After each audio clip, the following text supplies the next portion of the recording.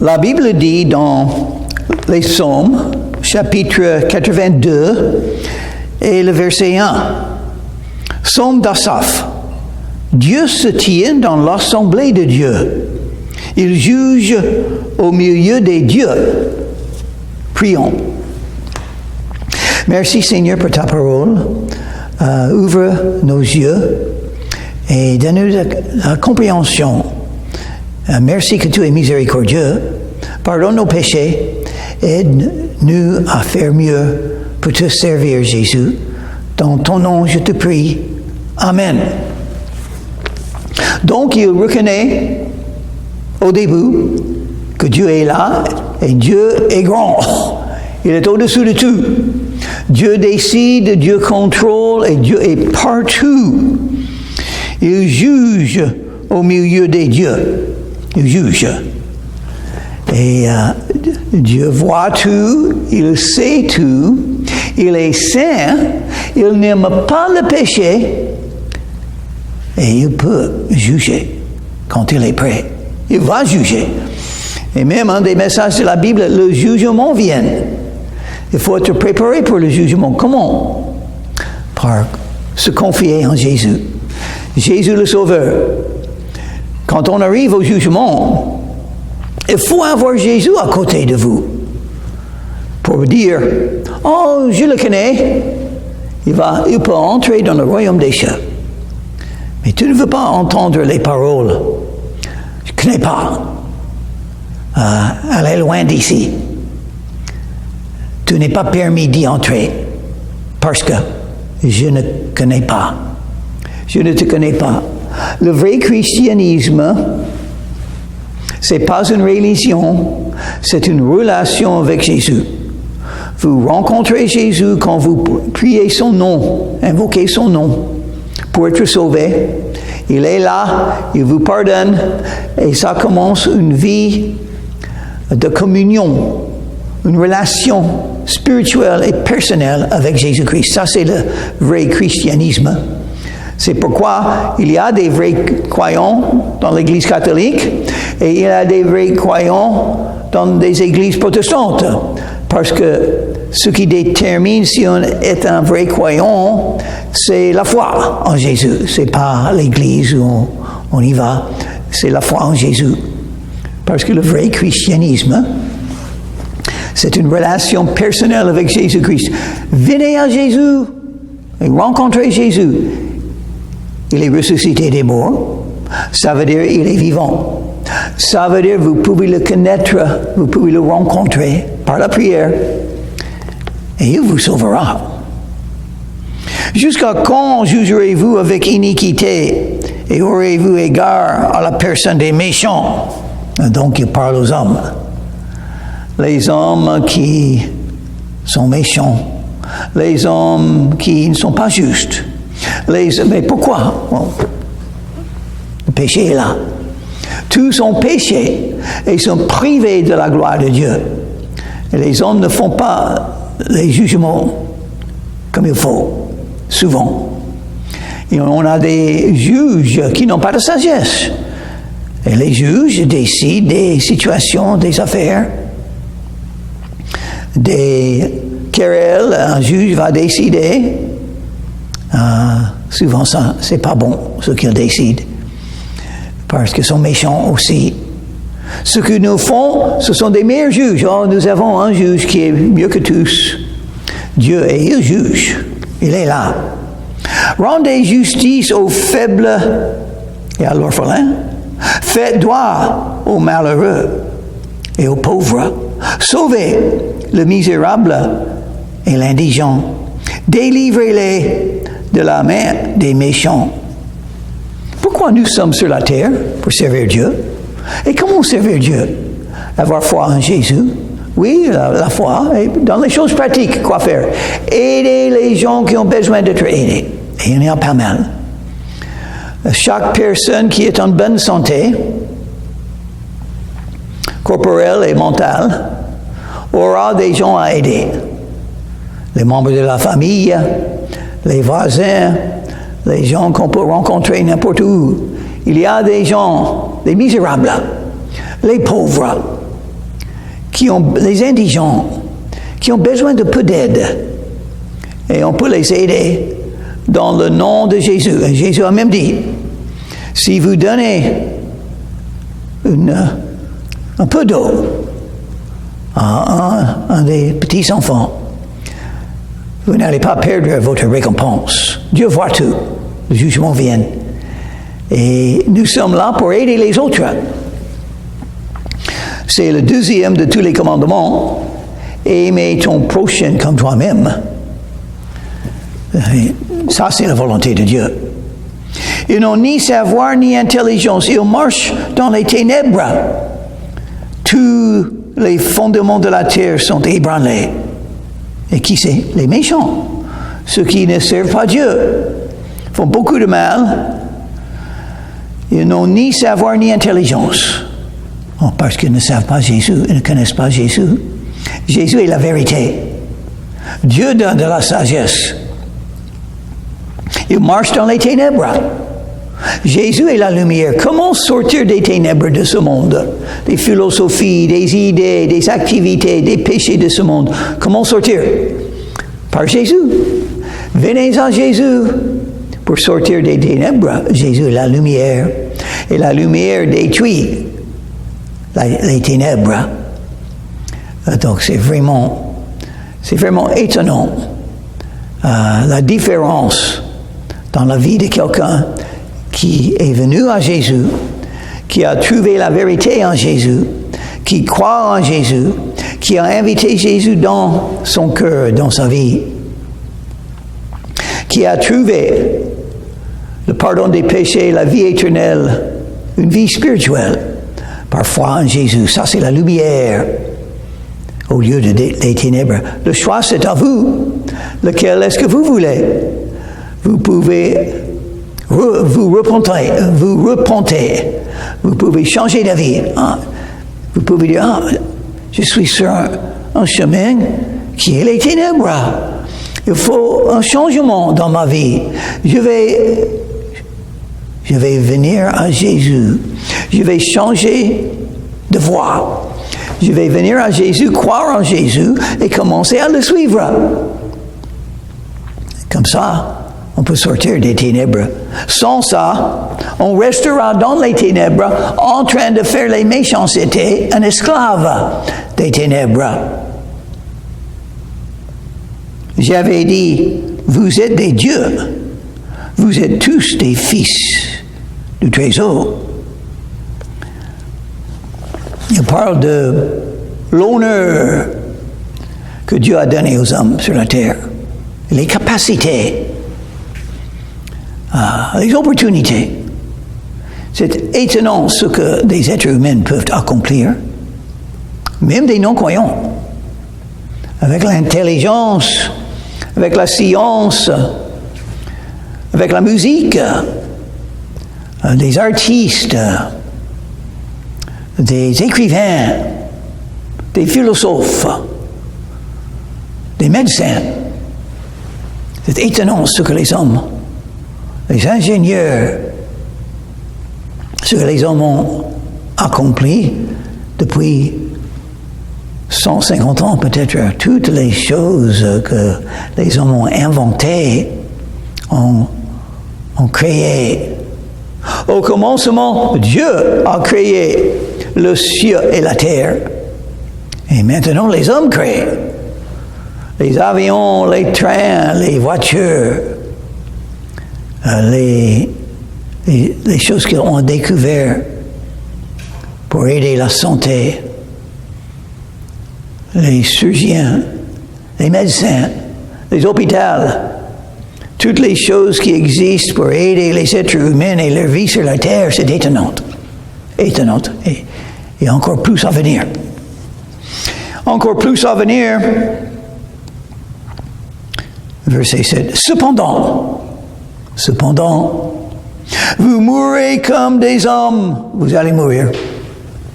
Vous êtes comme des dieux dans un sens, les êtres humains sur toute la terre. Mais leur vie passe vite. Ils vont mourir. Chaque jour, ils sont plus près à leur sépulcre, à l'enterrement, à la fin de leur vie. Oh oui. Ah, j'aime la Bible. J'aime Jésus et ce qu'il nous donne. L'Éternel, il est appelé l'Éternel pour une raison. Il existe éternellement. Et il donne la vie éternelle à tous ceux qui viennent à lui. Parce qu'il nous aime. Il est compatissant. Il sait nos besoins. Nous allons mourir, mais Dieu veut qu'on puisse vivre éternellement. Et nous allons le faire. Les croyants. Ceux qui croient en Dieu. Car Dieu a tant aimé le monde qu'il a donné son Fils unique, afin que quiconque croit en lui ne périsse pas, mais qu'il ait la vie éternelle. Le salaire du péché, c'est la mort. Mais le don gratuit de Dieu, c'est la vie éternelle par notre Seigneur Jésus-Christ. La vie éternelle. Quel don précieux, la chose la plus importante, parce que même les êtres humains les plus doués, les plus intelligents, ils vont mourir après quelques années. Beaucoup vont mourir aujourd'hui. Après la mort, le jugement. Donc il faut se préparer. Et Dieu est là, Jésus est là pour vous sauver de vos péchés, afin que quand vous êtes là au jugement, Dieu vous dira, entre dans la joie du Seigneur, entre dans le paradis, parce que Jésus qui est mort pour tous les péchés est ton sauveur, et tu as la vie éternelle. Donc l'amour pour un croyant, c'est pas la fin. C'est le commencement d'une meilleure vie, le commencement de la vie dans le paradis, avec la joie et l'amour et la paix éternellement. Plus de larmes, plus de souffrances, plus de disputes, la paix, l'amour de Dieu. Et tous les enfants qui seront là, un endroit où on va danser, on va chanter, on va s'aimer comme il faut. Vous tomberez comme un prince quelconque. Tous vont tomber. Même les rois les plus riches, ils vont mourir. Et ils seront là au jugement. Aucune différence entre les super riches et les pauvres. Ils seront là avec rien, sauf leur âme, pour être jugés. Et sans Jésus-Christ comme leur sauveur, ils ne pourront pas entrer dans cette ville où les rues sont faites en or. Ah, la beauté. La beauté, c'est une joie. Et la plus grande de toutes bonnes choses, de tout bel endroit, sera le ciel. Pas de péché pour détruire ou pour corrompre. Non, pas de péché. N'a que la sainteté. Tous purifiés, tous qui seront là, les saints. Comme la Bible dit, tous les croyants sont les saints. Lève-toi, ô Dieu, juge la terre, car toutes les nations t'appartiennent. Et il termine le psaume avec la même idée avec laquelle il a commencé. Dieu est au-dessus de tout. Tous appartiennent à Dieu. Dieu est le juge de tous. Donc, on attend ce que Dieu va faire dans nos vies. Mais heureusement, il est miséricordieux. Heureusement, il nous aime. Heureusement, il sait pardonner les péchés. Il veut pardonner les péchés. On n'est pas obligé de souffrir les punitions. La miséricorde veut dire on n'est pas puni. Si vous avez trouvé la miséricorde de Dieu, parfois en Jésus, vous ne serez pas puni. Ça, c'est la miséricorde. On n'est pas puni, même quand on mérite d'être puni. Dieu peut pardonner. Il peut dire, je ne vais pas punir celui-là Parce qu'il croit en Jésus, Jésus a déjà souffert pour les péchés, donc celui-là ne va pas souffrir. Il va être libéré, purifié, pardonné, sanctifié, justifié. Il y a beaucoup de mots qui nous disent tout ce que Dieu fait pour nous et notre âme. Pourquoi nous serons sans doute dans le paradis, les croyants, justifiés par la foi, pas par les œuvres. Et Jésus a beaucoup accompli sur la croix de Calvaire quand il a donné son sang, quand il a souffert toutes les choses des gens méchants pour souffrir de nous. Et il a souffert de la part du Père aussi. Jésus a dit, une des 7 choses que Jésus a dit quand il était sur la croix de Calvaire, mon Père, Eli, lama sabachthani, pourquoi tu m'as abandonné? Parce qu'il est devenu péché pour nous. Jésus est devenu péché. Il n'a pas seulement porté les péchés sur ses épaules, il est devenu lui-même péché. C'est peut-être impossible de comprendre comment ça c'était possible. Le Saint de Dieu, le Fils de Dieu, est devenu péché pour nous afin de pouvoir nous purifier et nous pardonner. Lève-toi, ô Dieu, juge la terre. Et il va juger. Nous avons dans la Bible les prophéties de ce qui va arriver, surtout le livre d'Apocalypse, ce qui va arriver, la fin des temps. On n'est pas encore là. Il y aura 7 ans de tribulation pour la terre. Les plus grandes tribulations qu'on n'a jamais vues, qu'on n'a jamais pensées. Les tremblements de terre 1000 fois plus grands qu'on a vu. Les volcans, la guerre atomique, les météorites tombant du ciel, les feux, les maladies. Un tiers des êtres humains seront tués par un seul des tribulations qui arrivera sur la terre. Oh, le jugement de Dieu va venir. Dieu est en colère contre toute iniquité et méchanceté des hommes. Romains chapitre 1. Et sa colère, maintenant c'est retenu. C'est retenu parce qu'il veut tout sauver. Mais Dieu a fait une chose. Il a donné le choix aux hommes et aux femmes. Vous avez le choix. Il faut choisir. Vous êtes invités à venir à Jésus par l'Esprit et par l'épouse, par moi, et par les croyants qui sont là. Vous êtes invités à venir à Jésus et trouver la vie éternelle, le pardon des péchés, mais le choix est à vous. Malgré le fait que Dieu vous aime, il vous a donné le choix. Vous êtes un Dieu dans un sens. Vous pouvez décider. Vous pouvez tout rejeter et vous allez souffrir les conséquences. Ou vous pouvez vous humilier, venir à Jésus, dire la vérité, que vous êtes un pécheur, que vous avez besoin d'un sauveur, et il vous sauvera. Il vous donnera la vie éternelle. Quel choix est-ce que vous allez faire? Chapitre 83. Ô Dieu, ne reste pas dans le silence. Ne te tais pas et ne te repose pas, ô Dieu.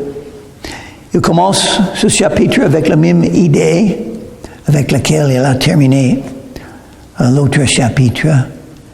Pourquoi Dieu ne fait pas maintenant? Parce qu'il veut sauver. Il veut pardonner. Il peut juger maintenant, il serait juste. Il est Dieu, il peut faire tout ce qu'il veut faire. Et il est saint. Il n'aime pas le péché, il va punir le péché. C'est pourquoi Jésus est mort sur la croix, pour souffrir les punitions des péchés. Et, mais non, il attend.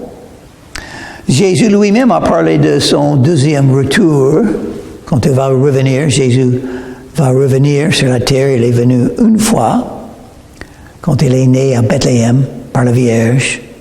Il va revenir une deuxième fois. Mais quand il revient, il fait le jugement. La première fois, il est venu comme un agneau, un brebis, que les hommes ont tué. Il est venu en douceur, en gentillesse, en paix.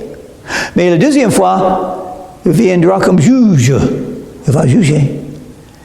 Et il va détruire l'Antéchrist et les armées de l'Antéchrist. C'est un grand jugement quand Jésus vient. Et les 7 ans avant son retour sera les 7 ans de la grande tribulation. Dieu ne veut pas faire ça sans donner encore du temps pour se repentir.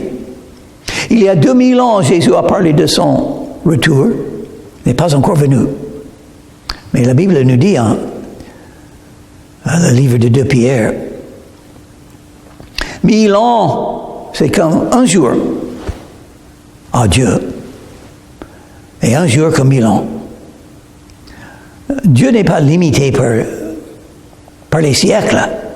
Il n'est pas limité par des années qui passent. Il peut attendre 1000 ans, 2000 ans, 3000 ans s'il veut. Pour lui, c'est rien du tout. Pour nous, ça fait longtemps. 2000 ans, ça fait longtemps depuis que Jésus a parlé de son retour. Mais à Dieu, c'est même pas 2 jours encore. Même pas 2 jours. Selon 2 Pierre. Mais il va le faire. Et celui qui a écrit ce psaume le sait. Dieu va le faire, mais quand? Et ça, on ne sait pas. Les croyants aimeraient bien voir le jugement de Dieu. Nous voyons toute la méchanceté, toute la violence, les guerres, la haine, les mensonges de ce monde, les viols. C'est horrible. Ce qu'on fait à des enfants même, les innocents, aux pauvres. Maintenant, il va beaucoup expliquer ce que les non-croyants font contre les croyants. Car voici les ennemis s'agitent. Ceux qui te haïssent lèvent la tête. Ils sont orgueilleux. Ils font beaucoup de choses, les ennemis de Dieu. Ils forment contre ton peuple des projets pleins de ruses. Ils délibèrent contre ce que tu protèges. Et c'est étonnant. Avec toute la méchanceté dans ce monde, moi j'ai 76 ans, et Dieu m'a beaucoup protégé. Et je suis dans les rues même avec l'Évangile. Et Dieu m'a beaucoup protégé. J'étais dans la marine américaine 4 ans. J'étais dans des situations dangereuses parmi beaucoup de non-croyants. Et tout allait bien pour moi. On s'est moqué de moi un petit peu, mais pour la plupart, comme partout pour moi, je suis respecté, honoré, en étant quelqu'un qui parle de Jésus dans la rue. Je crois que les gens reconnaissent que c'est une bonne chose à faire. Il n'y a pas beaucoup qui le fait. Donc quelqu'un qui a le courage, l'amour et la foi pour le faire, il faut l'honorer. Parce que d'autres doivent le faire aussi, mais ils ont peur. Ils n'ont pas de fondation pour pouvoir le faire. Ils sont faibles. Ils ne peuvent pas. Moi, je vais le faire. Dieu voulant, parce que Jésus m'a sauvé. Oui, c'est possible, je suis le pire de tous les croyants. Mais une chose que je vais faire, je vais ouvrir ma bouche. Il me protège. Je suis l'évidence de ça. Oui, c'est vrai. Venez, disent-ils. Ce que les non-croyants disent. Exterminons-les du milieu des nations et qu'on ne se souvienne plus du nom d'Israël. Ça, c'était écrit il y a 3000 ans. Rien n'a changé. Rien n'a changé. Ça peut être des actualités. Les nations, les gens qui sont contre Israël et les Juifs, c'est étonnant. Ça, la haine pour aucune raison. Moi, je trouve les Juifs très aimables. Les bons sont bons en comparaison avec d'autres êtres humains. Ils travaillent, ils sont intelligents, ils aident la vie, ils les aident. Grâce à eux, la vie est mieux. Et les gens ont la haine pour les Juifs. Et où sont les Juifs? Le nom juif vient du mot Judas, un des fils de Jacob, à qui Dieu a donné le nom Israël. Le nom Israël, c'est un bon nom. Dieu a inventé ce nom, Israël. Dieu a donné ce nom qui veut dire prince de Dieu. Dieu a donné ce nom à Jacob. Dieu aime les Juifs. Et Dieu a fait une promesse à Abraham. Ceux qui te maudissent, je vais maudire. Ceux qui te bénissent, je vais bénir. Il faut aimer les Juifs parce que Dieu les aime. Jésus était juif. Tous les apôtres étaient juifs. Beaucoup des premiers croyants, les premiers chrétiens étaient juifs. Et au début, il n'y avait pas de différence entre juifs et chrétiens. On avait la même Bible. Avant que le Nouveau Testament ait été écrit, on n'avait que l'Ancien Testament, qui est la Bible des Juifs. Et nous avons toujours l'Ancien Testament, une partie de notre Bible. Et aujourd'hui, quelqu'un peut être juif et chrétien en même temps. On peut croire en Jésus et rester juif. Si on croit que Jésus est le Messie, c'est tout ce qu'il faut. Mais on peut faire toutes les choses que les Juifs font et rester juif. On peut croire l'Ancien Testament comme les Juifs le croient et être chrétien en même temps. Ce sont des Juifs messianiques. Ils sont Juifs, mais ils croient en Jésus aussi. Non, ceux qui ont la haine pour les Juifs vont perdre.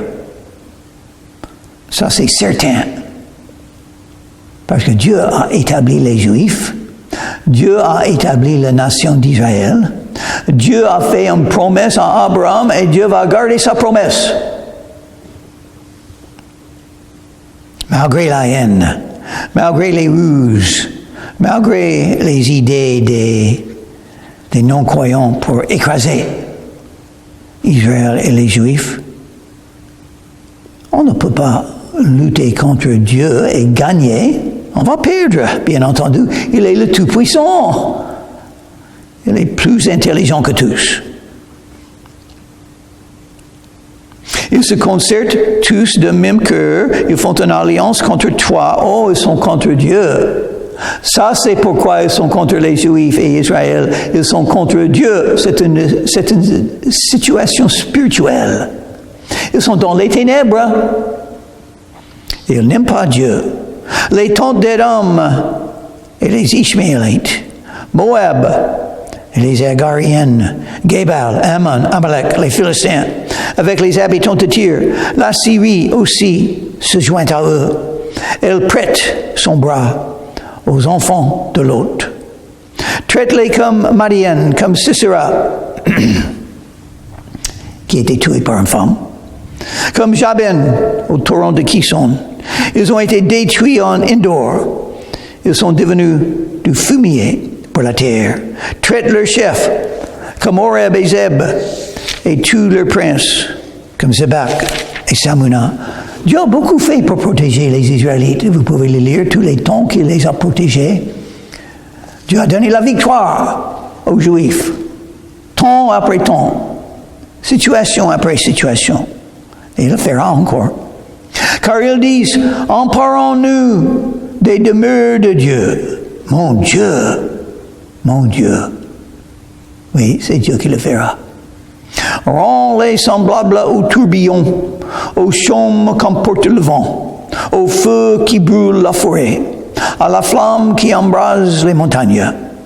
Poursuis-les ainsi de la tempête et fais-les trembler par ton ouragan. Couvre leur face d'ignominie, afin qu'ils cherchent ton nom, ô Éternel. Voilà. Afin qu'ils cherchent ton nom, ô Éternel. Pourquoi les tribulations pour toutes les nations? Pourquoi les ouragans, les tempêtes, les feux dans les forêts? Pourquoi? Pour révéler les gens à dire, la vie sur la terre est fragile. Ça va se terminer. Et vous avez besoin de Dieu. Vous avez besoin de l'aide de Dieu. Il y a beaucoup de choses qui peuvent aller de mal en pis dans ce monde. Et vous êtes un être humain faible et vous allez mourir. Il vous faut Dieu, parfois en Jésus. Apprendre ce que Dieu veut vous enseigner. Vous êtes faible, vous allez mourir, vous avez besoin de Jésus. Il peut vous sauver, il veut vous sauver, il vous aime. Qu'il soit confus et épouvanté pour toujours, qu'il soit honteux et qu'il périsse, et ça va arriver si on ne se repente pas, le jugement vient. Vous n'allez pas entrer dans le royaume des cieux sans Jésus. Impossible. Donc, il faut se repentir. Il faut invoquer le nom de Jésus. Qu'il sache que toi seul, dont le nom est l'Éternel, celui qui vit éternellement, veut vous donner la vie éternelle. Tu es le trésor sur toute la terre. Notre Dieu est grand. Il est le juge. Il peut sauver. Venez à Jésus quand vous avez l'occasion de le faire.